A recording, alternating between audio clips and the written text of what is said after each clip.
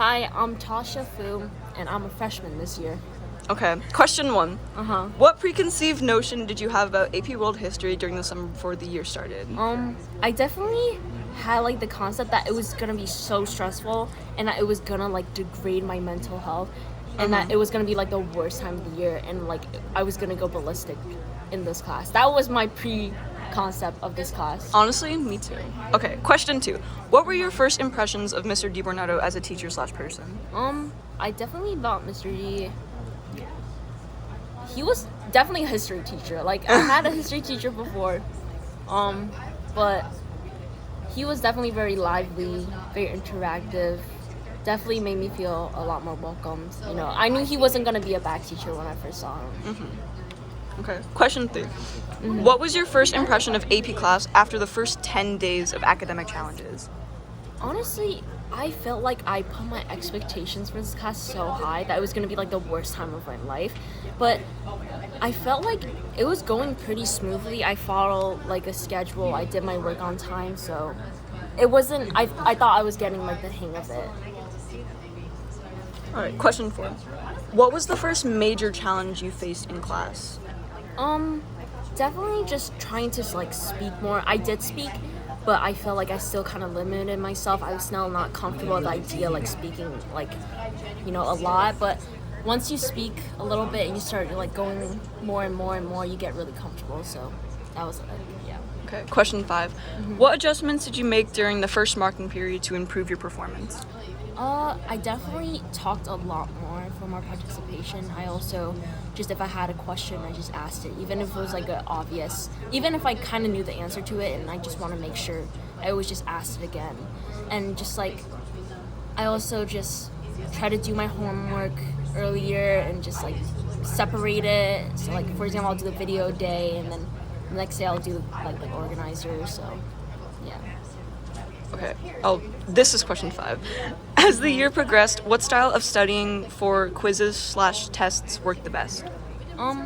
So I had like quizzes and tests. I kind of like, my studying strategy wasn't that special. I just watched the Heimer video and I looked over my graphic organizer. I'm gonna admit, I'm not gonna lie, I didn't really study for like quizzes and tests. I just like kind of just based it off my already known knowledge. That's true. Okay, number 6. When and how did you realize you were improving, and how did that make you feel? The time that like my quizzes and test scores, they've all been just kind of staying on that mediocre lane. It never really got better because it was just like one day it's 100, one day it's 50. But definitely with the DBQs and like LEQ practices, I saw myself getting quicker and he personally grades your essays, so like I kind of saw like the points. I started getting more like points than before and my timing was faster and I kind of got more used to like reading documents quicker and answering questions like multiple choice questions quicker. So that was when I actually like realized, wow, I am improving. So yeah. Okay. Did you work with other students in some kind of study group outside of class, school? What did it look like? Did it help you, and how? Definitely Mr. D always recommended us do study groups, but we didn't really do it until like the week before our actual exams. But like before, I always went to the library and just worked with whoever was there in the library. The person you're hearing, this obnoxious voice behind reading the questions, I worked with her, and it was not really effective at first. Oh my gosh. Because all of them would joke around at first, and it's just like I would mostly just focus on this what guy I'm was doing. always Stop. As I was saying, like so like they'll always joke and then we'll get kind of distracted. But during like a week, my other friend, we started like group together. It was like a group of 5, and then like we went to her house and we really just sit down and started doing like essay prompts, and that was like the most effective that I saw working when we did a study group because we actually got work done. So if you're going to do a study group, choose the right people that won't be distracted. Also, we got food afterwards. Yeah. If you need to study, have a motivation. Yeah. Like after I get this done, we're gonna get food. Okay. Exactly. Anyways, describe your experience writing a DBQ essay. Yeah. Okay, I'm gonna look at this. So in the beginning of the year, it was definitely, Mr. D had like examples of like good DBQs that past students in his class wrote. So I kind of went off that, and then like I wasn't sure at first, so I kind of like Googled it. Don't do this, but it was only at first. I kind of like double checked, just like, oh, is this right? I kind of Googled it, and at first he won't pace you, so it's just like I took the time, and then I kind of followed the sentence structures. I wasn't used to it, and then in the middle of the year I was getting the hang of it. This was still like when I was like kind of receiving scores from him, and I just started actually timing myself, and that was kind of flowing. And at the end of the year, I can tell you I wrote a DBQ on the actual exam in like less than the time that I was supposed to, less than an hour. Was that actually? Yeah, actually. I had 20 minutes remaining for both the essays. So, definitely, as long as you always pace yourself and you always just like don't cheat and just like, oh, I'm gonna give myself 20 extra minutes. That's not gonna help you. If you can't finish the essay, then you know what's your problem. You can't finish the essay in 60 minutes, so you gotta work on that pacing.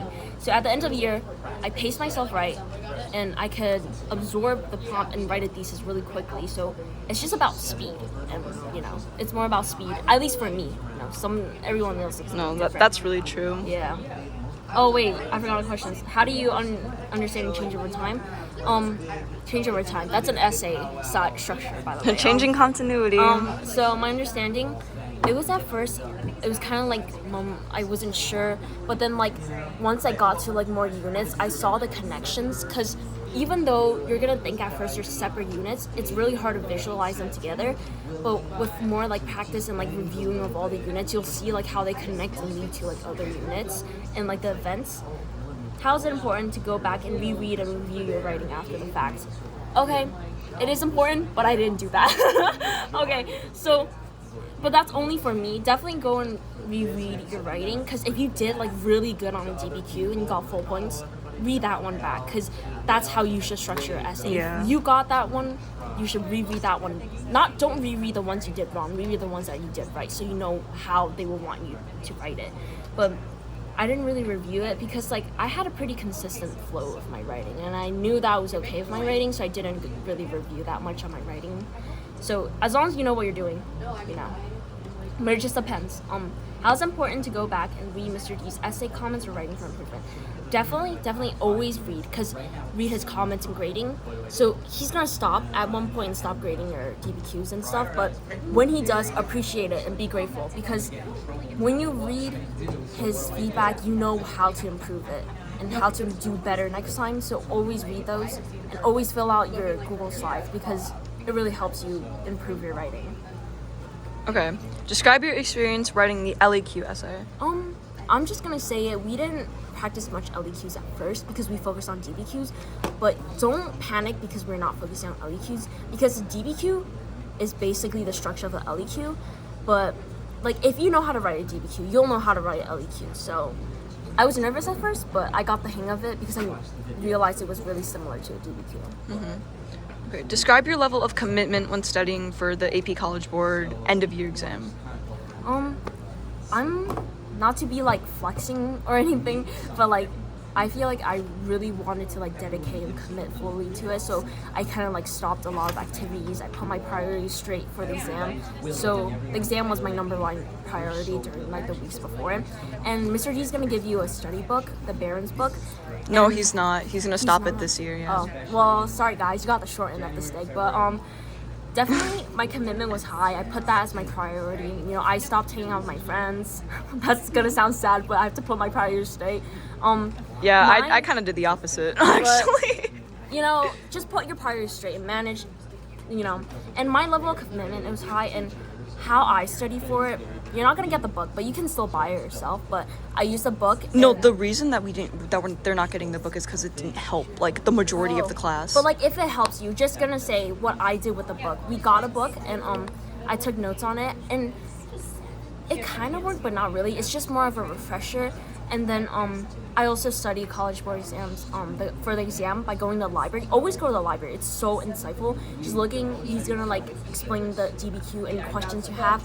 And how I actually studied a lot was, despite taking notes, I also like watched the Kaplan session. I know it's not gonna be for you guys, but I watched the Kaplan session and it was honestly really helpful. And then I also, there's a part in the Google section where it's all LBQ prompts.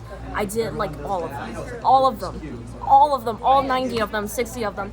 And it was super helpful because if you know one really well, like we had a prompt exactly, we had an LBQ that was the same exact prompt in the prompts, the 60 prompts. And like a lot of my friends, they remember exactly what they wrote for the LBQ prompt. So they already had that format in their mind. So they were able to write it super quickly. So that was how I studied a lot. Okay. Yeah. Last question. I'm overheating. What was your overall experience with the 9th grade AP World course? Honestly, my overall experience, it was really good. I'm definitely gonna miss this, so enjoy when you can. It might be stressful at times, but as long as you put your priorities straight, manage your time. And by time management, how I interpret that, it isn't like scheduling what you're gonna do every second of the day. It's more of prioritizing. So like you have an hour, are you gonna do AP World or your bio homework? Do your AP World. Okay, put your priorities straight. So you're less likely to fall behind. And my overall experience was really positive. I think you're definitely gonna like this class, but also what made the class so much more enjoyable is just talking and discussing more. So always talk a lot. Like you can say the stupidest thing in the world, but it's gonna help you a lot because when you talk, you're gonna remember, and when you discuss, you're gonna like have it ingrained in your heart and mind. So because Just like my jokes. yeah, okay, I'll save that for later. But so like it was really positive, and I felt like it really opened me up a lot, and just like prepared me to like put my priorities straight, give things up to focus on other things and gain other things. We have one more question. What are you walking away with that you didn't have before? Definitely like the confidence, because I feel like this class built Yes. so much confidence. Yeah. Because building up was for the exam, and I was super nervous about it. Oh, yeah, I'm missing a nail, but building up our stress for the exam, and it built on my confidence because I was low-key kind of stressed for it. But then when we did the exam, it was a breeze. It was so easy. It was so much easier. Okay. And I stressed so much. I am gonna be honest. Yeah. I feel like that was just genuinely like an easy exam though. Like if I I know. got the exam from last year, I feel like I would struggle. Yeah, but it's just like you're the whole year you're working for an exam. Like, don't think you're not doing anything because this class is preparing for the exam, and Mr. D knows what he's doing, even if it doesn't seem like it. He knows what he's doing. So Right, Mr. D? you know what you're doing. Right. Yeah. Exactly. So like, when I opened the exam, I just knew exactly what I was gonna do, and I breezed through it. And I'm not gonna say that for everyone, because there are definitely people that struggled, but I think you won't struggle as much if you talk a lot in the classroom and just really be involved in activities. And about the jokes, always make jokes and